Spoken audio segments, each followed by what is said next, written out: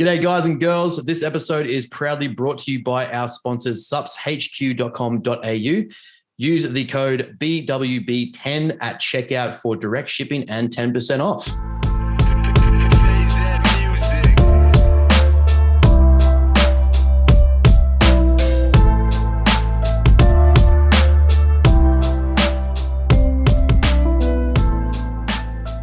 Howdy, guys and girls. Welcome back to another episode of Bros with Brains, here with friend, confidant, all-round sexy man in his 2XU polo top, Mr. Ben Mayfield-Smith. How are you, sir?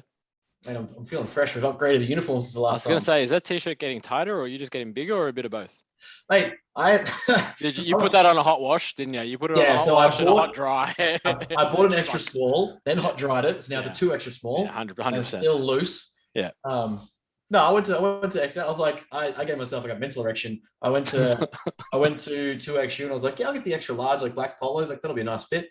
It was tight as a motherfucker. I was like, true. Yeah. All right then. All right then, 2XU. I'm going to have 2XL. Just for your confidence, bro. 2X, you make everything in slim fit.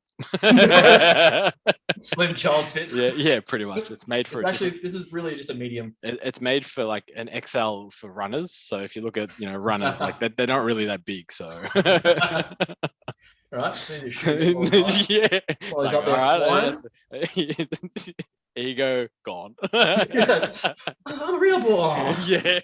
Confidence shot. And we're back, people. Right, yeah. Yeah, Ben's pulled back in the line. Don't worry about it. He had self-esteem and it's gone. Coaching 101. Keep the ego in check. Pretty much. What's been happening, man? What's been going on? What's happening in the land of the Queen? Fucking had a massive week since last week. It's been good. It's exciting. We got all the finishing touches and stuff onto the course, so it is live. So if you listen to this by now, we have the macro course out, which is pretty exciting. Kind of the first, I don't know, what's the word? It's like the first taste of the bigger picture, which is the realm I want to take matter into down the track. It's kind of like the first step to that. So my imposter syndrome kicked in the minute we said press and publish. So I was like, fuck, could I make this better? What about this? Should I have said this? So the only way to know is like we're completely open to feedback and getting people to give criticism and shit. It's not, I don't think it's, what's the word? I never think anything I do is perfect. So if there's something that you think can be improved, fucking do it and tell me. You're not going to take it personally. No, not at all. Like, I just think that, there's things that can be better, and seeing people like this macro tracking and this XYZ and take that power away from clients to learn, I just don't agree with it. So having that ability there to kind of scale someone's knowledge week by week to get to a point where they're like, cool, I can do this. And the best thing is, like we spoke about, I think the week before, it's lifetime access. So I'm not going to redact anyone once they've done it. It's just there for you to enter and talk and share. And that'll be with all our courses, give or take, depending on what they are. But most of them will be kind of like lifetime access. Yeah. You get the upgrades, you pay the price. If I put in extra content, cool. But you pay the content for when it wasn't there. So you get it for now. Yeah, no, that's fair. I like it. Training is good. We started our new block this week, which was holy fuck yesterday. I have we did a priming block and we did all that to get into a good volume progression period. And we decided to cut volume down on legs, hit sort of like a maintenance volume as opposed to a minimum effective. But as intense trainers, I would say we're up there with what's around in the gym. Even that maintenance volume is fucking hard. And we cut it down to 2 days instead of 3. So put a lot more movements into 2 days. Yesterday's hack squat progression was we built up to like a 70% of our previous blocks training weight. And then we hit a cluster failure set as our top set. So just one working set for a heavy movement like hacks. Which was like 8 by 8 by 8 by failure. And then it was just pretty much like go until you just simply can't get another rep. So yeah, sounds gross. Kept that weight the same, rep blocks progressed similar. So if you got 8 reps without assistance, 15 seconds, catch your breath, go again. 15 seconds, catch your breath, go again. Go until you can't do another 8. And pretty filthy in where we got to. So yeah, I was like, had a good yak. Went to do RDLs later in the exercise movement, which we've never done. Like usually RDLs are a complex movement we do at the start. That did not go well. I had legit convulsions at like rep 3. My knee started shaking. I was like, fuck. So it's interesting how simple things like technically the rep range was the same. It's just instead of 3 spaced out sets, it was a cluster set. Yeah. RDLs were no different. It's just that they were further down the exercise list. Yep. And I was fucked. Like my legs last night, I was getting off the toilet and I was shaking. I was like, what is this? Yeah. How are they feeling now? Oh, good now. Probably like we've got legs. Tomorrow's a rest day and we've got legs on Friday. So very similar process. We're doing a very similar drop system with pendulums. So that'd be gross. But yeah, it would be a very similar process, but we couldn't do 3 days. It definitely had to be 2 days under that system. Yeah. It was so we can do extra volume through shoulders and upper body. Yeah, of course. Well, I mean, you got to bring up what you got to bring up, right? Correcto. Yes. Well, down a kilo and a half first 10 days of this nice little aggressive cut. So it's been fun. When you were 1.5 kilos in the first like 3 days? Nah, I was like, coming back from the weddings. I was like 102.8, and then simply just going back to food, it dropped down. But there's actually been now 101.3. Yeah, right. Go So that makes sense. Decent. So probably run this for another 2.5 weeks.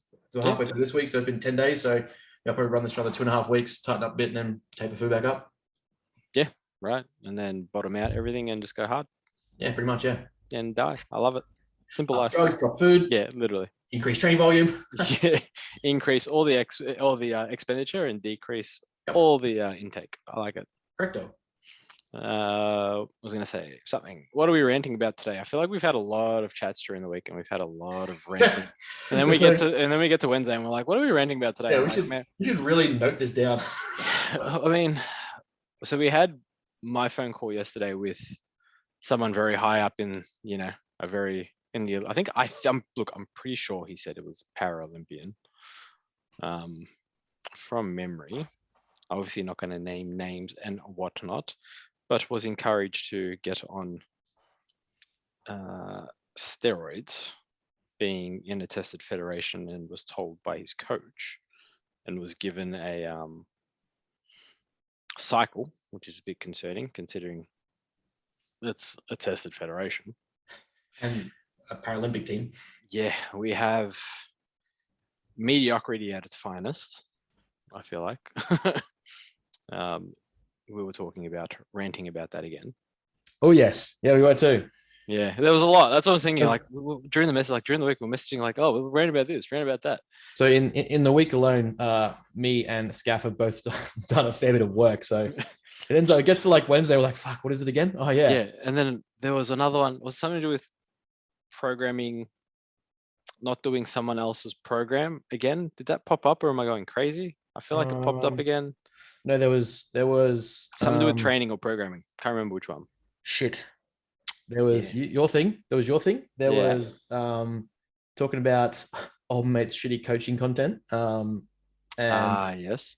And then there was the thing about self-care. Yeah, that's it. There we go. That was the one. That was the one. We both got pretty revved up about that. Yeah. So which one do we want to talk about? Because we have many options. Which one's going to go for an hour? Because we can go ham. Hey, I reckon we dive into that Olympic one, because that's you want to go I'm that talking one? about my shit all the time. So it was just funny. Like I did a podcast with someone that's quite, I guess, Instagram popular. He's actually a pretty intelligent dude. The Fight Dietitian, I want to say it is. I remember that. Yeah. And we were speaking about just enhancement practices and that sort of stuff. And for those that do listen to my podcast, when it comes to enhancement stuff, I obviously am very against being enhanced and competing in tested federations. Like it's stupid. Like there are federations in most cases, especially with strength sports, that have both tested and untested federations. Now, this person had contacted the Fight Dietitian, who then passed them on to me, because obviously it was outside of his realm. Totally fair. Was then talking to me about taking enhancements for it's powerlifting, but it's a tested fed. So there's no untested fed. Don't get me wrong. There's no option. That's only a tested option if you want to compete. Dude is very, very, very strong. Benches like nearly 200 kg at 90 kg body weight.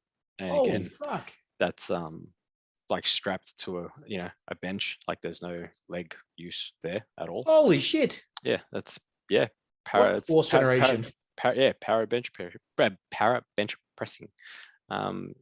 So basically was speaking to me and asking me about, well, enhancement. I'm kind of like, oh, man. I said, don't get me wrong. I'm not saying that you can't do it. Like, you do what makes you happy. I'm just not going to be really wanting to work with a client that does that, because from even a moral standpoint, it feels wrong. Now, tricky situation, obviously. There's no other option to take. Like, there's no other federation to train in and compete in. Could place very, very, very well, top of the class type scenario. Like, okay. Could easily pass the basic testing because there's no funds in testing at those particular events, purely because it doesn't generate too much interest, so there's not that much money involved, which is what usually causes the whole testing and scene, obviously. So there's a few things there, and speaking to the person, we've basically got into like a chat really about what is it that makes you happy, and trying to separate yourself from a lift. And it's the irony was I was trying to tell this person that you're more than a barbell, and that's coming from a coach who teaches people to use barbells. So it was an interesting conversation. It just sort of leads to the fact that how corrupt, I guess, sports can be, even at the highest level. We know that competitors at the highest level of their sports are on some form of enhancement. Like it's known knowledge, right? It's like it's not unheard of. Would I be comfortable working with someone to do that? No. And that's a moral standpoint, and it's pretty much what I sort of pointed out. I'm like, I said, if it was me, I said, for me, I like to make these decisions really simple. Tested federation, don't take anything. Untested federation, take what you like, don't care. And I'm more than happy to help accommodate that side of things, because it's much more fun, obviously, and help you bench press a house, because you're already fucking benching half a house as it is. And then sort of understood that and went from there. But it's interesting that being told from high up in that organization makes you wonder how many else are being told. Well, yeah, that's because if he's the one who like was smart enough to come seek advice, obviously he's had doubts himself, or at least like, hey, like, something's waiting where he's like, I should ask someone professionally educated. Yeah, well, that's exactly what it was. He had no idea what any of the things were that were suggested in the cycle. And again, everything in the cycle was pretty stock standard, nothing, crazy or like, oh my God. They're all just very fast acting esters or propionates and acetates, so very fast acting esters. Means sort of in and out of the system pretty quick. But yeah, it's just like, man, like how many other people are doing this? Like how many people are getting told at the elite level that should not be, on enhancement? Being told, hey, maybe you should take this, or maybe you should take that, from people that they trust. It's just like, that big moral high ground. And like, it's kind of where like people have to weigh up their morals and values and ethics as well.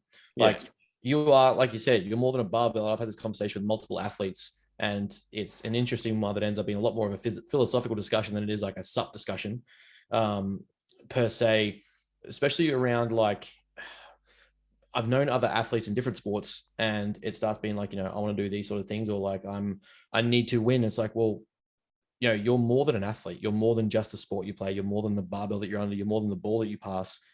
You also exist as whether it be a role model, a father figure, an actual father, a best friend, a husband, a wife, a CEO or a boss or whatever. Like outside of your sport, you have other things to offer, and other things provide you value and fulfillment. Now, I understand intense competition and competitive drive as much as anyone. But when it comes to like, okay, are you willing to compromise, or have you thought about your morals and ethics and what comes from that? Let's say you get exposed. Let's say that you don't get exposed and you win. Is a part of you going to eat away at you that that you, whether everyone else did or not, for a fact that you did. You have proof that others people did. You might know about it, but you can't prove it. But deep down that you did it. So can you go to sleep at night saying I'm the best in the world, or I'm XYZ, or I'm the best in Australia, and I sold my soul to do it, and I have to sleep with that every night? I guarantee you subconsciously, it is going to be something that eats away at you until you either yourself, as Peterson says, no one ever gets away the lie. It never happens. Yeah, and that's exactly it. And it's exactly what I was trying to explain to him. It's just that, can you sit there at the end of the day and be happy with the decision that you made? And never mind the physiological things as well, because for this person in particular who basically mentioned like his natural testosterone is actually pretty high for his age, which is crazy. Don't get me wrong, there are people outside, you know, the normal bell curves that we have for these things, and it's potentially why at his age he's still quite strong. And it's like, dude, like the other side effect to this is, you know, you start taking exogenous testosterone, you crush your natural testosterone production. Now, when we bring it back, it may not come back to the point where it is now. And I said it could come back to, you know, still inside the physiological range, but it could be at the lower end. Whereas you're like mid-range naturally, like I'd be just riding that shit out as far as I can go. Like, and I said to him, like, how much weight do you normally cut for a comp? He's like, only a couple of kilos. And I'm like, well, do you find that weight easy to cut? He's like, yeah. I'm like, man, I'd just be eating a ton more food and just getting as strong as possible. He's like, well, I got to put on 20 kilos on my bench press in like 6 months, 5 months. I'm like, look, I'm not saying that you can or can't do it because, you know, I don't know you, but it's not unheard of to put that on with a very dedicated, specific training block and, you know, food. It's just how well you adapt and all that sort of stuff. I'm not saying, I go, it's probably more unlikely that you won't do it. Don't get me wrong. It's at such an advanced training age, but at the same time, it's not to say that you can't do it. That's just one of those things. Okay, you won't know until you know or until you try. So yeah, I'm not a fan of the idea of working with enhancement or enhancement practices for people that are going to compete in something that's tested. I'm just like, dude, just from a moral standpoint, man, like, nah. You have to ask yourself, right? Like, you know, there's nothing more fulfilling than working hard towards a single goal or progressive goals and knowing that everything you gave got you to where you are. Whether you lose from that, there's nothing left in the tank to say you had to offer. So therefore, you know that I hate people that will leave one foot out the door and kind of like, oh, you know, I could have or this could have happened if I decided. And it's like, no, there's nothing more fulfilling than giving everything you absolutely have, as much of the capacity you have to give it towards something you're trying to achieve. And if you fail knowing that there was nothing left for you to possibly do. And if then at that point you decide, you know what, I'd rather test my strength at the enhancement level, cool, go do it. But, and that's like, you know, that's that specific field, but in general life, nothing feels better than doing that. If you start taking shortcuts, and I say shortcuts as in like, we both know we love enhancements. But if you start taking shortcuts that either shortcut the distance you get to that strength, or perhaps the way your body recompositions, or perhaps your performance on the field or in the court, whatever it is, you start taking those improvements, those performance enhancers. Are you going to get to the end of that and go, that was worth it? I'm glad I did that. Are you going to be able to get to the end and be like, yeah, that's fair. I told the world I was number one, but you know, I also took like all of this to get there. Yeah. And it's kind of like, and again, the justification would be, well, I know that all these other people are doing it and blah, blah, blah. But it's like, don't worry, you can't control what other people do. You can only control what you do. Yeah. If you can go to bed at night and feel comfortable with, I cheated and succeeded. If you're happy with that, you know, go nuts. That's you, like, for sure. I'm just not going to put my name to that. Like, regardless. And I feel like people know that you're working with me. There's a good chance. It's like, I'm not exactly, I don't exactly hide what I do for work and in my education space. So it wouldn't be that hard. And I wouldn't lie if they approached me and asked. I'll just be like, cool. Yeah, like I'm not in a position to lie. Like, he asked me about it and we did it. Yeah, like, hey, not my problem that you couldn't find it in his in his testing. Test better. This means I'm good at my job. but no, I do not condone it, nor will I put my name to it ever, because that's just not me. I remember, like, I played I'll say even humbly, a moderate level of rugby league. Yeah. Like, I played amongst guys who went on to do a lot better. I played amongst guys who had brothers that played to do a lot better. I knew the ins and outs of things that would go on. Yeah. There would be clubs that were worth a lot more money or have a lot more availability of funds. And things I would hear would be like, pre-training, there'd be a couple of tablets on your seat, or there'd be, you know, and this is like a decade ago. So where things have gone since then, I've got no idea. Couldn't tell. Actually, probably more like 15 years ago. So couldn't tell you. So this is not a commentary of the current situation. But back then, And for all intents and purposes, they could just be things like vasodilators, and it could be like capsulosis, creatine, no-dose. It could be any of that, because that works. Yeah. But also, they would just be told to take the cup. Yeah. And their position had specific cups, and their locker would just have that cup in it. Oh, sorry, like their dressing locker, and that would be it. And that would be your position. And I was like, cool. What are they? Yeah. And like the players don't know to ask, because the guy above them, who is this director or this coach or whatever, is saying these are the things you need to get better, or you need these before you train. Cool. It could be, like I said, as simple as more hydration and vasodilation and increased adrenaline, caffeine, whatever. But that's at that was the next level up. That wasn't even at the NRL. So that was the next level up, and you're just like, cool, you're gonna have these. It's like the famous was it the 70s or the 80s? I want to say it was the 70s, but it could have been the 80s. Was the Russian team that were told they were given tablets every day in the mess hall, and they were told that they were vitamins. I think it was vitamin D from memory. It's going to help with their recovery and their training. Little did they know they were taking turinabol, which is another form similar to dianabol, an anabolic agent. And then Russia came out and killed everyone in the Olympics, and everyone's like, why? And they're like, well, yeah, we were taking turinabol. And the athletes had no idea. The coaches did. Athletes had no clue. They just were told what to do, and they did it because they're robots. And yes.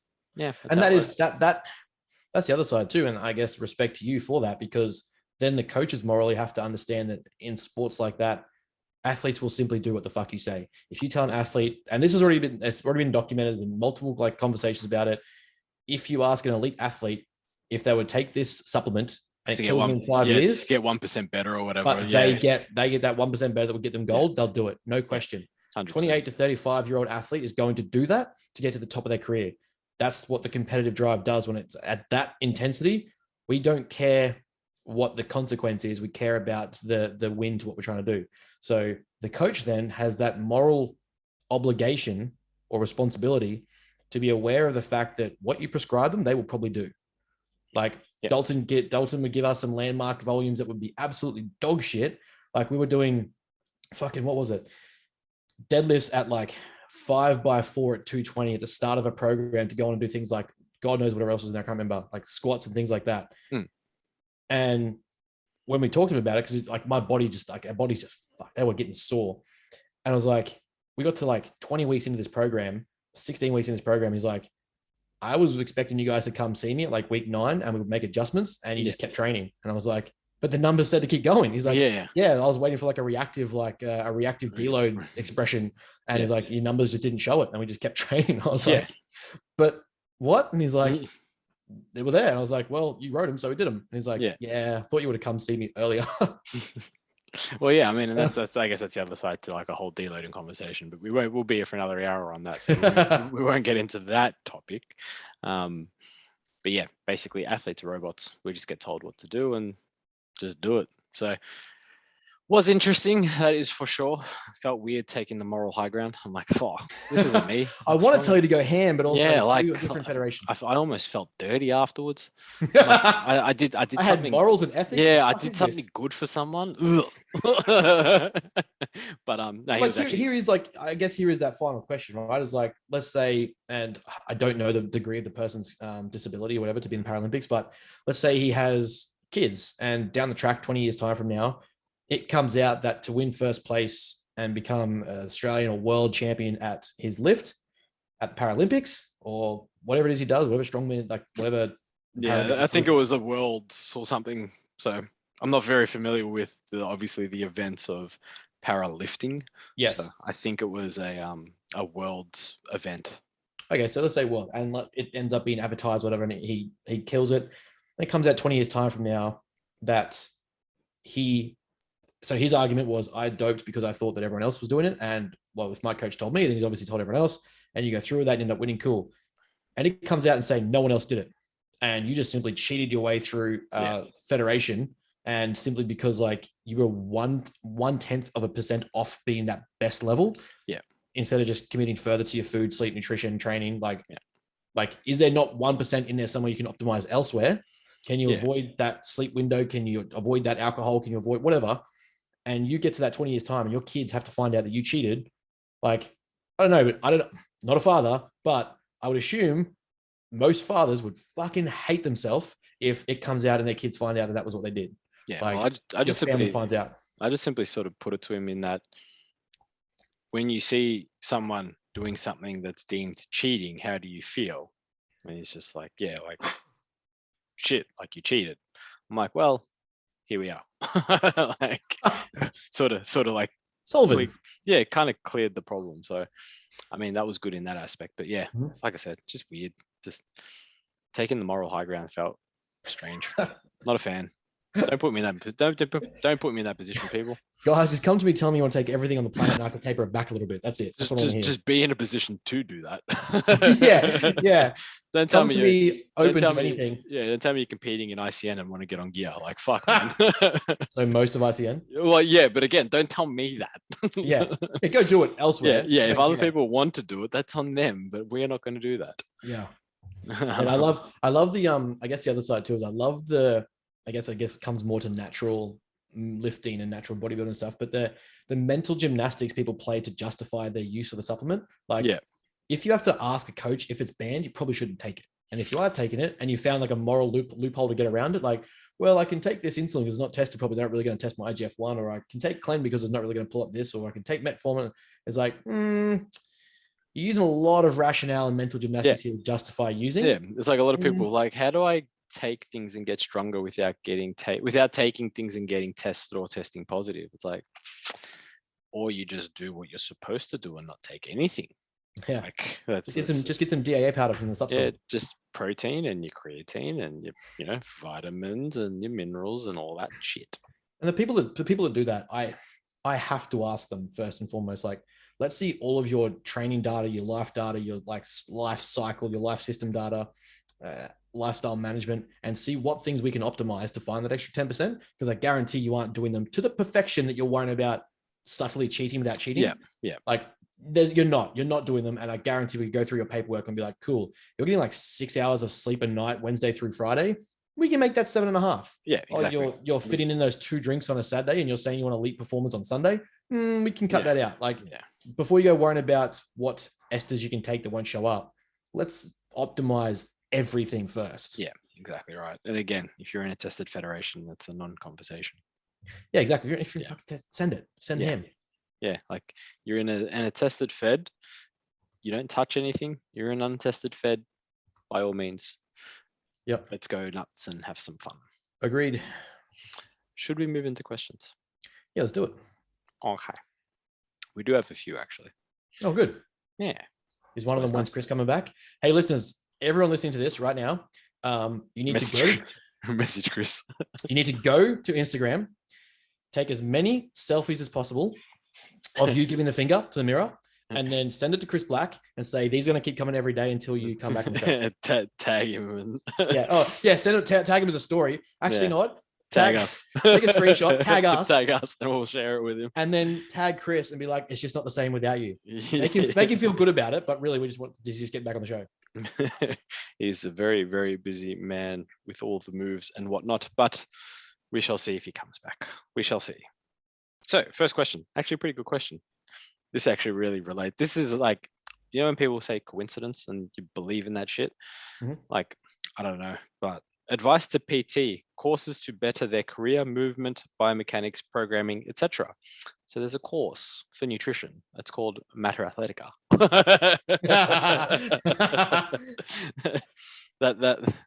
that timing. But short of the courses that are coming from Matter, there are some good courses that you can jump into.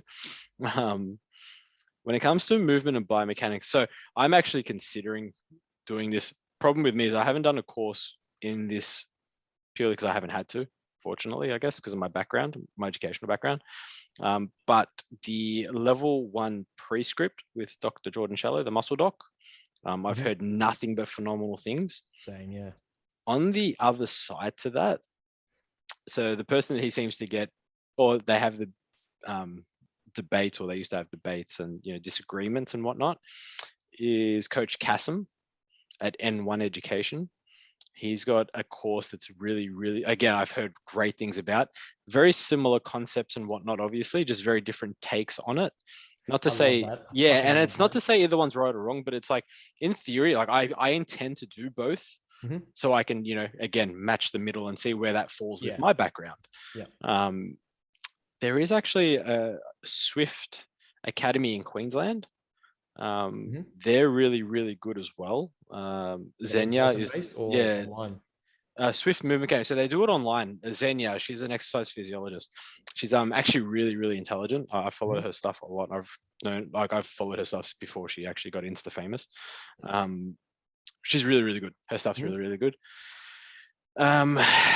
Programming, I don't really find there's much or many courses in programming. It's a tricky one because programming is really just different ways to facilitate that outcome for your client, right? And you just Google programming methods and then you try a whole stack and then you implement and you start to develop your own programming method. So that's a bit of a tricky one, I guess. Yeah, like kind of what we're going to include. Like I'm not writing it as a way to be a coach to have like the perfect programming, but I shall be going through things like set volume markers, MEV, MRV, like stuff to look for there, but then also, kind of like the principles behind it. So like you can have all the sets in the world, but is your training intensity close to this window? Because really, if you're just adding sets but not training hard, it's a waste of fucking time. So there will be some, I want to say some basic level, like more like foundational stuff. Like that's kind of the whole point of what I'm writing. Stuff that as I came into being a coach 7 years ago, and was going through my own early stages of training before that, I wish I'd have done. So that'll be kind of like the premise there, where like if I could have taught myself about volume set ranges and markers and stuff, like that would have been sick. So yeah, that's kind of like, that'll add to that. Yeah. Short of that, I don't think there's any other real courses that I'd highly recommend. It's funny because I haven't really done that many courses, which is very frustrating. Like J3 is good. If you've just started, I would say, J3 is pretty good. Yeah, I think as an overall course, that's pretty damn good. You can't really, I guess negate that. There's a lot of people that have, I guess, membership and subscription sites too. So they're not necessarily courses, but you can learn something from them. Yeah. But yeah, I'm thinking just more specific to course and course material. Yes, fair. Yes. What would you suggest for a first cycle for someone that has trained for 10 years, age 30? The same thing I would suggest any other time for first cycle. Minimum, test, but minimum effective dose and getting blood tests. So getting your blood test before, seeing where your testosterone is at, taking the minimal amount, and I would suggest 1 to maximum 2 milligram per kilo of body weight as a starter, getting bloods 12 weeks later and seeing where your testosterone falls in terms of the physiological range. If you're at the upper end, beautiful. If you're a touch over, not bad. I'd probably take it. If you're very well over, you're probably having too much. Is there a doctor you would recommend in Melbourne that is well versed in this field? Nope. No, sorry, I don't know any doctors that are versed. I know some doctors that are willing to open up and talk about it, and sort of admit that they don't know or really know the specifics of anabolics and whatnot, but they're happy to try and monitor bloods and look after health as best as possible. I think that to me is the big thing. Like you're not responsible because I've come to you and said, hey, I'm going to do X, Y, Z. And like that weird moral conversation they try to give you. It's like, dude, I'm a 30-year-old man. I know what's going on. I know what I'm doing. I'm making my own decisions. I just need you to make sure I don't die so I can like get my bloods done. And they're so like, your due diligence as a doctor who works in a general practice provided by the government is to make sure first and foremost the patient doesn't die. Yeah. Also, their due diligence is to tell you not to use steroids. Yes, of course. Once we're past that, where it's like, well, let's have this conversation. You shouldn't do them. Yeah, bad for you.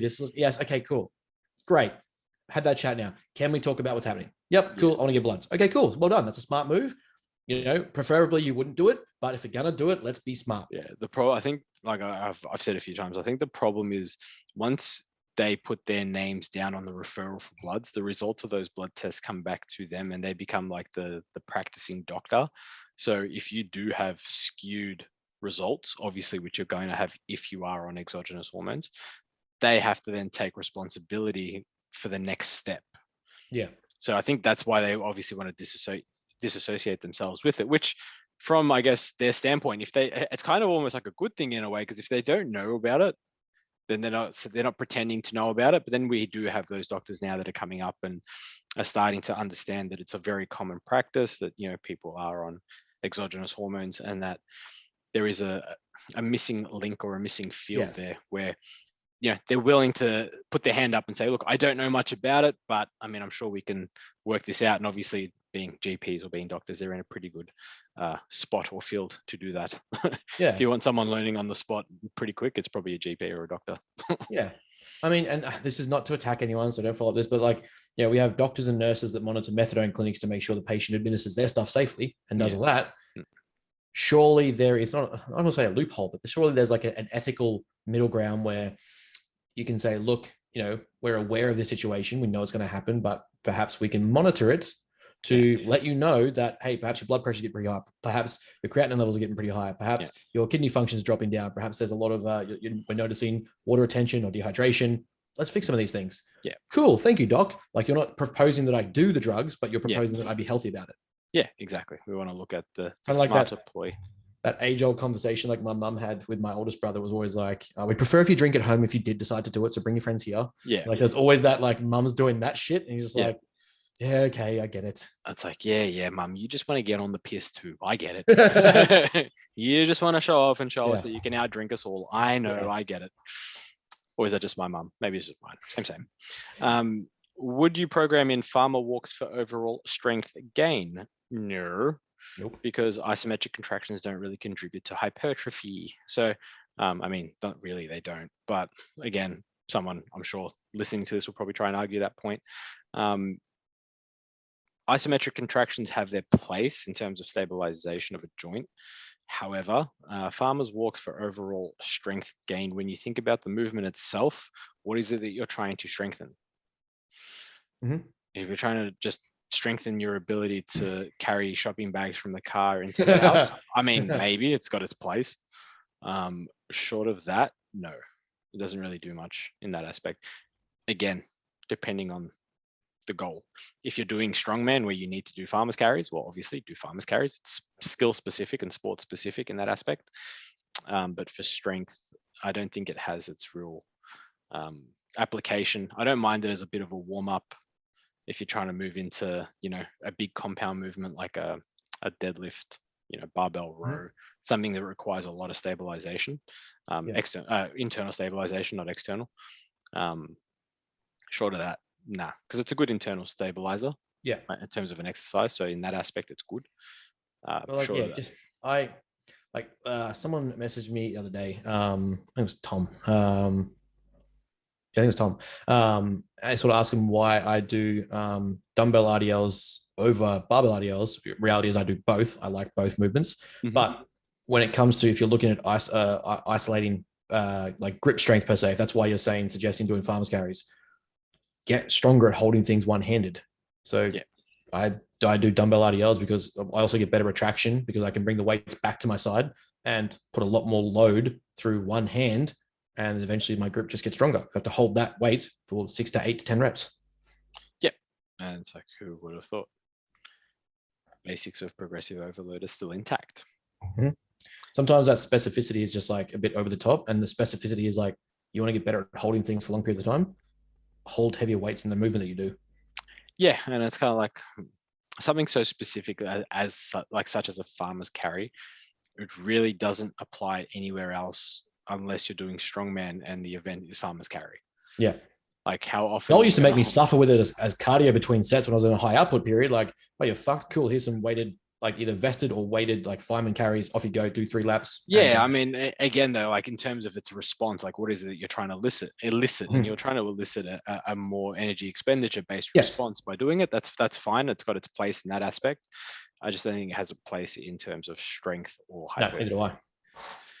Is full ROM key, even if it sacrifices load? So again, when it comes to ROM, range of motion, we have both passive and active ROM. If it's inside your active range of motion, so a range of motion you can take the muscle to, without needing assistance, like using a weight, for example, then yeah, you want to take a muscle through its full range of active motion if you can. If it's passive range of motion, for example, if you're doing a chin up or hanging from a chin up bar, and then you let the lats hang and you sort of shrug your shoulders and you're going all the way down and put yourself in a potentially dangerous position, then no. Because if you do that from a weighted position, you just run the risk of safety. So you sacrifice that sort of aspect to it. And we don't want to be injured because injuries are bad for gains. Correcto. Yeah, unless I don't know if you got much more to add to that. I feel like that was no.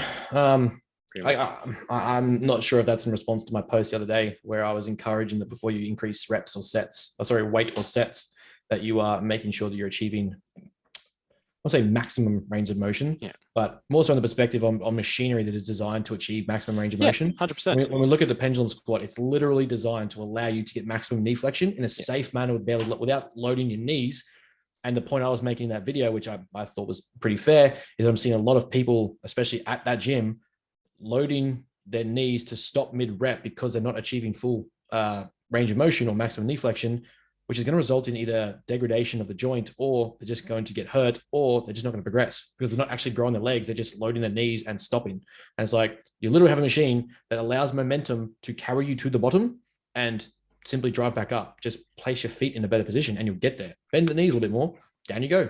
Yeah, I mean, when we look at it as well, we look at that, like I mentioned before, internal versus external stability, which is going to play a part in, active, passive ROM effectively, and whether that is deemed safe or not, right? Because we know that stability also has a correlation with safety. So we know that a lot of machines, well, not a lot of machines, all machines are designed with, or they should be designed with a component. I believe they are. Yeah, with a component of external stability, so that it allows you to focus on literally just moving the weight from A to B through the range of motion that's provided via the machine, but also via your own biomechanics. Now, that would, in theory, most of the time be deemed active ROM. Or active range of motion. It's very rare that a machine will put you into passive ranges of motion, usually because you can adjust the machines and whatnot as well. So provided you're aware of where your active and passive ranges start and finish, there shouldn't be a problem. Like, you should be in active range of motion the entire time. And if we take that pendulum squat example, if you're not able to pass 90 degree at the knee, then it's not, usually it wouldn't be a range of motion problem. There'd be a technique breakdown somewhere. So whether it's potentially the machine's not like a good design for you. You could be really, really short, for example, and it's like, shit, that's all you got. So you need to, MacGyver it and basically maybe put a box on there or something like that. Or, we've seen it with hack squats where people can't hit depth purely because the sled hits the bottom.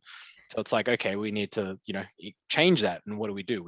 We add something to make you taller or go higher up the sled so you get more range. So that doesn't mean that you don't have that active range. It's still there. It's just that it's limited by the machine itself. So, in the pursuit of gains, however, mechanical tension still trumps everything. Yes. But it's going to be mechanical tension through active range of motion. So, and everyone's active range of motion is different because not 2 people are the same. Yeah, in saying that, like my point being is before, if you're using a machine that's designed to achieve a full range of motion, like most of them are, and is designed in a way that if you control it, you will maintain or an effective amount of mechanical tension, which you should. And you can make sure that you're maintaining rep cadence and things are good. And the only limiting factor is fatigue. Therefore, you're getting closer to failure. Getting depth is the next or the optimal step to make sure that's happening to get accurate progression before you add weight. If you're stopping halfway on a pendulum squat, basically you can see the load shifting to the knee because either ankles are coming off or the toes are pointing forward. And then you're adding weight to that. You haven't done any reps, take that off, come back, figure out how to break at the knees, break at the hips, and hinge properly and achieve flexion and get down before you worry about loading more. Yeah, exactly right. And what else do we have here? Okay. Let's start with a good question. Is the deadlift a leg or back exercise? I will always argue that it's neither. Or I can always argue that it's both, depending on how you want to look at it. Let's go with both just because it's fun. So an RDL or a hip hinge movement is predominantly hamstring posterior chain. So hamstring, glute, erectors.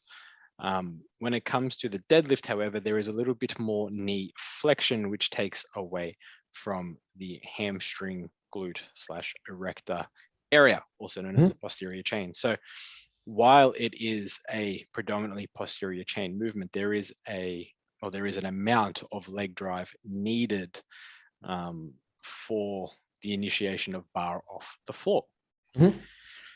So you need quads to engage to push through the floor. Now, does that make it a leg exercise or a back exercise? I'll let you pick. I would say it's either both or neither. That's such an easy cue. Like watching people struggle with deadlifts, and you watch them try and like back extend it before they take up, or hips come up first, and you're like, instead of trying to pull, let's drive your feet through the ground. Use it like a leg press. Oh shit! All of a sudden, I'm taking weight off the ground. Yes. Now let's wrap the bar around your shins. Oh fuck, my lats are engaged. Hey, there we go. Now pull. Yeah, it's more muscles are required to move more weight. If Ben or Chris went pro, would they move to America? Yes. Simple. Chris will not move to America. I'm just speaking for Chris because he's not on. On his behalf, I actually don't know. I'm just saying it because he's not on. It's interesting because I don't like to get shot, so I don't want to go to America. But at the same time, it's more so the like, if you're at that point, then obviously the career progression is like, I want to win, and that's what we're driven by. Is like, I want to get better to win. I want to get better to be a better bodybuilder. I want to get better to be a better educator. All that jazz. The availability of what's in America versus here is a lot better. Currency difference makes it a bit harder, but also like availability of supplements and stuff, health availability of doctors willing to talk about these things. But then you also run the risk of their health insurance policies and their healthcare system. So there's pros and cons. I would do it for a while and probably give it a crack. I've actually had a few chats with people over there that they eventually want to see a Matter facility over there, actually. So that would be pretty cool. Yeah, I had a few chats with people on the West Coast that have argued there's a big discrepancy between the two realms in which Matter exists. And there's not much like it. So having an actual in-person facility to go to would be pretty cool. So that'd be a nice little dream one day. Would be absolutely intense. Shotgun bedroom. Let's be real. At the price of America, the bedroom would be in the gym floor, in the facility floor. Shotgun. Vegan protein versus animal protein shakes. Pros and cons or any differences? Okay, so I'll let the nutrition warehouse ex-specialist talk on this. The only differences I argue between the two, there is a slight bioavailability difference of grass-fed vegan proteins. That's we're aware of. It's not quite a complete protein source. Some blends can be, depends on what they make up of the ingredients. It depends if you find one that's like a single plant extract, like you might get like Inca, or you might get brown rice or pea on its own. I wouldn't use them, predominantly because it's a only single source plant protein, which is never going to really be complete. However, if it's a multitude or multifaceted ingredient list, it should be fine. However, the major differences I gave to people in selecting: ethics, morals, digestion. You like whey protein or whey isolate? Yep, sure, 100%. If you can stomach it, is the go-to. If you have the price range, you can stomach it, do it. It's easily digestible. It's a lot of lactase removed from it. Carbohydrates taken out of it. Flavor is pretty nice, and it's generally easy to consume. It makes up a milky texture, so go for it. Your vegan proteins, however, a lot more gritty and granular. Generally taste less nice, and kind of, a little bit lacking in complete protein options, depending on who you go through. But yeah, it's pretty much the only difference. So it really comes down to, are you vegan, or are you dairy insensitive? Otherwise, use whey. Yeah, fair enough. I actually had a question the other day about is isolate WPI, WPC, is it considered a complete protein? And it's funny because the answer I gave was like, they're supposed to be, until there was that study done whenever it was, like 3 or 4 years ago, where they basically went through all the brands and found that only a couple of them were actually, saying what was in Yeah. their ingredient So list. we have an ethical dilemma by what's called amino spiking, which is so when you comprise your protein powder, there is, when you read the back, there's an individual list of amino acids. They come together to form the protein that makes up the drink. Now, in construction of that formula, you're generally going to look for the main three, which is your leucine, isoleucine, and valine. That's going to be your main contributing factors to muscle protein synthesis and the benefit of the protein. You have your individual amino acids, stuff like that. Those three are predominantly more expensive than the others. Now, if you're combining an ingredient list and you're saying for whatever reason yours is the optimal one and it's the best protein, whatever, it's complete, and you can have that, like when they test it, you can have that total dose of protein. That's fine. Like per serve, you have 24 grams. However, you can also have what's called amino spiking, which is where they pick a much cheaper amino acid and dose the fuck out of that one in the powder. So technically you still got 24 grams, but it's made up of like either an incomplete amino acid or a non-muscle protein synthesizing amino acid. Mm-hmm. There you go. Said like a true gentleman. Do you have your clubs yet, Scarf? No. No, I don't. I've got my long clubs, my driver, my 3 hybrid. I've got my 3 wood. They're great. Played with them on the weekend. I bought wedges, so they're going very well. But I still haven't got my irons. Apparently, start of June. It's a tragedy. Yeah, right. Yeah, it's a tragedy. It's been so long. Like, we've heard of Darth Plagueis the Wise and the tragedy of, but this is worse. But just thought I'd let you know. You could save the ones he loved from dying. just not himself. Some would say that's ironic. Anyway, where are we up to? Would other sports benefit from easing or limiting PED use in athletes in regards to part 1? Where's part 1? Sure. Yeah. James asked a question to ask what we should talk about. And I said, we're going to rant about PEDs. So I'm guessing he's meaning part 1 of the conversation. Did he ask about PEDs? Oh, he asked me earlier. I said what we're going to talk about. So I'm guessing part 1 is relation to what we've already ranted on. Off camera. We just talked about PEDs, you goose. Oh, you're talking about the whole moral high ground. The whole yeah. Man, I'm tired, all right? I'm just checking. Fucking don't start with me, boy. Skip the first 20 minutes of this conversation. I'm like, wait a minute, what are we talking about? Well, we were speaking off camera about PED. Anyway, whatever. Yeah, true. Very true. Okay. So would other sports benefit from easing or limiting PED use in athletes? I mean, sure. Like, benefit from easing or limiting it. So yeah, I think if you're in a sport, this is an interesting one. So it's funny. I use the Olympic Games as the example, right? And it's like, we've had this conversation a few times. If they said in the Olympic Games, it's a free for all. Oh, please do it. Take what you like.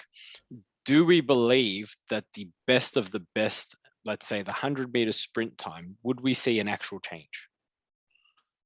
Yeah, so yes. Do you think so, though? So that would imply that potentially what's being used at the current moment is either not much, true, or potentially none at all, right? Which is what it should be. That's what it should be. It should be none at all. So correct. It should be that the 100-meter sprint at 9 seconds or whatever it is legit.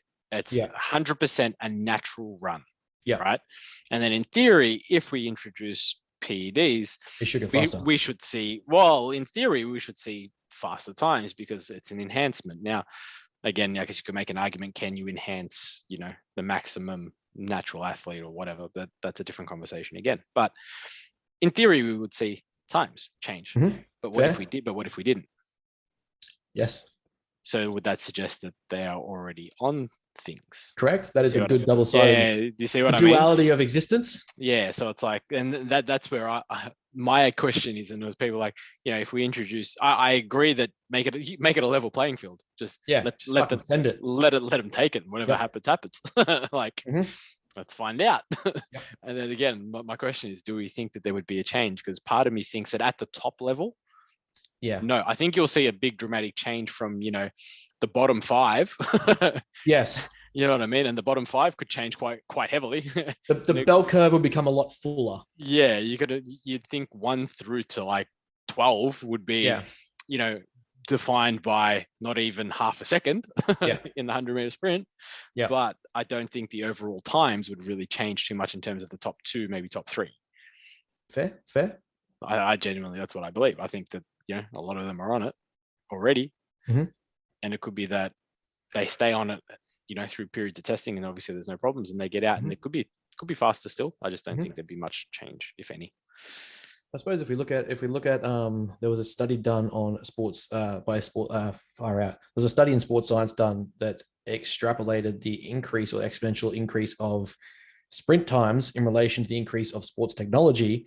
And they really found when you redacted all of the advancements in technology, like going from a gravel road to a actual running track, going from barefoot to shoes, going from shoes to cleats, going from sprint stride science to to what it was back then. The only real increase has been like something like 0.5 seconds or something over a period of 100 years or some shit, or 60 years, whatever it was. Yeah. Like the degree of increase takeaway technology has actually not increased that much. So I mean, yeah, adding in like that argument, I guess, is it just another technological advantage? But would it actually make a massive difference? Well, that's exactly right, and that's always the argument, and why I say currently, do you genuinely believe that, again, using the Olympics as a sort of the playing field, do you think it's level? Do you really think that, every single one of those athletes is 100% natural? Because no, yeah, I don't either. Knowing what little I know already about what goes on behind the scenes, the top level just gets worse. Yeah, it gets worse better because it means we get faster sprint times. Another question we have is recovery from injury, quality of play, game completion, with no more context. Is recovery of injury? Recovery from injury, quality of play, game completion. Don't know what that means. No? Okay, cool. Just not me. We're good. Can we edit in like the cricket noise? Can we edit that? Yeah, I mean, Dave? Yeah, Dave put it in. But yeah, I don't know what the question is.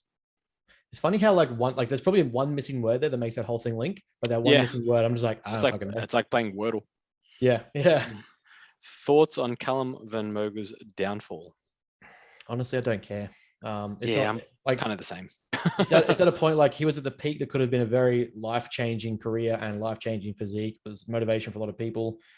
The honor to play Arnie, like I'm 99% of the bodybuilding world would have creamed their pants at that opportunity. But life happens to people and they react and respond in certain ways, but it doesn't really faze me. I'm not going to say that I encourage the downfall of any people. That's not what I'm saying. Also, I just don't care. I'm much the same.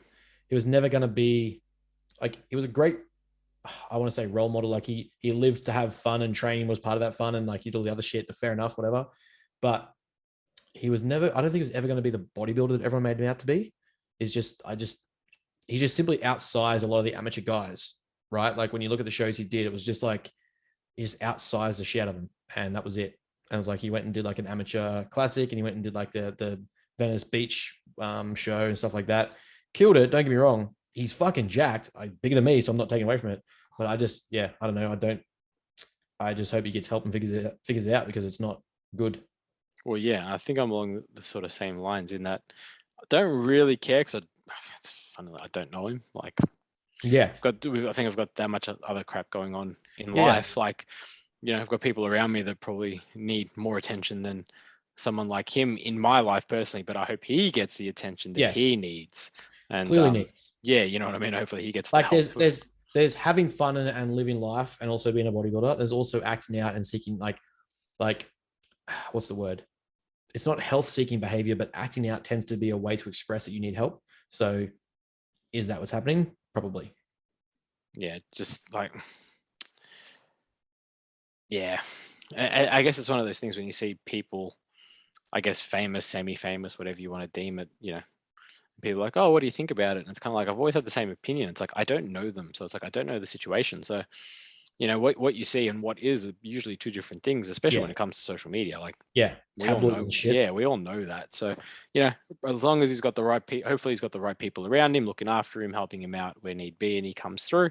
Correct. For his sake, that's, I think, the best way to put it. Mm-hmm. But that's it for questions. Fair. It's very, very no funny ones. No funny. Everyone's getting really serious. Everyone thinks we're smart. Rookies asking us all these science questions and shit, training questions. Like, fuck. James was saying that we should do a Marvel podcast. I was like, bro, we don't have 10 hours in a day. And that's only episode 0.1. Yeah, that conversation won't end. It'll just be one continual episode. We just go live with it. Chapter 1. That's going to be our acid trip. Yes, correct. Dave will have fun editing that is for sure. It's like, bro, I need you to listen to the entire thing. Like, bro, for the first 3 hours you didn't say anything, so we thought it was 30 seconds. Yeah, it only felt like 3 minutes. So news on your coming uppance. Yeah, I literally just have to book. I was looking at accommodation last night and this morning, so I'll probably book accommodation today or tomorrow. Nice. For Brisbane, funnily enough, I was looking at accommodation last night and then looking at it this morning, and my lifter that I'm coming up for, because I've only got the one guy competing, second guy who is probably the strongest or top 3 strongest 110 lifters in sleeves for APL, the event. They said, like, because he didn't fill out a registration form for nationals, which makes 0 sense considering nationals you're meant to be invited to, they wouldn't let him in. Like, bruh, are you fucking serious? He just came off Pro Raw and got 4th. Like, what is wrong with you? But anyway, whatever. Let's not get into that conversation. So I've got one lifter coming up, and he still might get a late call up, which I feel like he will. But yeah, that's going to be on the 17th, 18th, whatever weekend that is. And then I'll probably crash up for the week, stay up for the week. And then the following weekend, I have the Jordan Shallow seminar. So yes, both on the Gold Coast. So Ben's got a lot of driving to do. Oh, weird. My car's getting a service for the next 7 days. Got a really slow mechanic. I don't know what to tell you. Yeah, it's fine. I'll ask Brooklyn to drive me. I've got other friends. That's it. And also, everyone, just so we're clear, I invited Scaffy to train with us, and he bitched out because he said 6 a.m. is too early. I might do one session. But you're asking a lot at 6 a.m, bro. It'll be 4 sessions tops by the time you're up here. Still, it's fucking early. Can we not get Tom to just do like middle of the day or something? No, he's an office worker. Oh, fuck him. Today's got a lunch hour. If he's listening, drive to Stafford from the city, which is a half-hour drive, and get there for lunch, then drive back. Exactly. You'd be right. If you were important, you could do that. If you are the boss, you can do what you like. Nah, we'll work it out. But we'll definitely get some training footage and shit. Would be fun. Yeah, fuck yeah. We'll try and tee up someone to do some recording for another training episode. Oh yeah, for sure. Surely we'll know someone up there. Yeah, it's gonna be someone with a camera up here. Everyone's a photographer these days. Just get Nick Weir to do it, maybe. He has a guy. He doesn't do it. Yeah, he has a guy that he does. I'm pretty sure. Yeah, hit him up. Maybe he can come down for a sec. Where's he in, Gold Coast or Brisbane? No, he's. Oh no, neither. He's right around. He's right around where we train. Oh, beautiful. I'll maybe get him to come down, have some fun, talk shit. Yeah, there you go. I know other people. We're good. I know 2. 2 other people besides Ben. That's fine. But yeah, I mean, that's it from me. Unless you have anything we need to know about, short of your nutrition course going live. Macro tracking course with a little bit of nutrition to it. Sorry, it's not ISSN affiliated. No registration. No registration. Sorry, guys. No. Yeah. So just that one, really. That is the first step coming out. So get into that. I will have links available for people and stuff to give to clients and things like that if they want to start learning it. Yeah, that's pretty much the ins and outs at the moment. Coaching spots are still definitely open. Just taking on 2 more guys for season B this year, so that'll be fun. And I should have 3 or 4 in the team coming for season B next year. So yeah, off the bat, off to a good start. Just get these guys results and myself. Yeah, I like it. Simple's effective as always. Not much going on my end. Open to gym, standard shit. Tired, want to sleep. Yeah, want to sleep for 3 days. Have you been golfing or training? Just golfing? I both. I'm back into training now. It's been good. Yeah. I put on one of my t-shirts that I used to fill out, and I'm like, oh, my arms do not fill this t-shirt out now. Okay, time to get back into the gym. Between that and pretty much between that and golf was good. Played on Sunday. Played a really good round actually. Now that I think about it, scored. I hit 15 over, which is always nice. How long does that take you? What do you do? 9 holes? Nah, I played 18, so it's like 4 hours. Yeah. Yeah, right. Yeah, it's a long day. A good Sunday. Yeah, it was nice. Sun was out, so it was good. Can't complain. Take advantage of the weather while we can. We're gonna go play top golf at Brisbane. Okay, it'll be fun. Gold Coast. Gold Coast. Smash some balls. It's a fair hike, so it's on the way to where you go. It's off the freeway, isn't it? Give or take. Golf. Yeah, I remember because I remember driving Gold Coast to Brisbane a couple of times when I was there. You see it, yeah. It's like you see it. Yeah. Sweet, I remember. Yeah.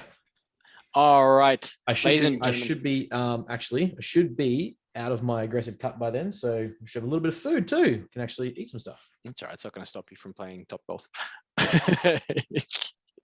That's it from us, team. As always, thanks, if you guys. have any topics for us to discuss, DM Ben. Catch you later, guys. And also DM Chris. Definitely DM Chris. Send him unsolicited dick pics, please. I already do. Catch you later, guys. See you guys.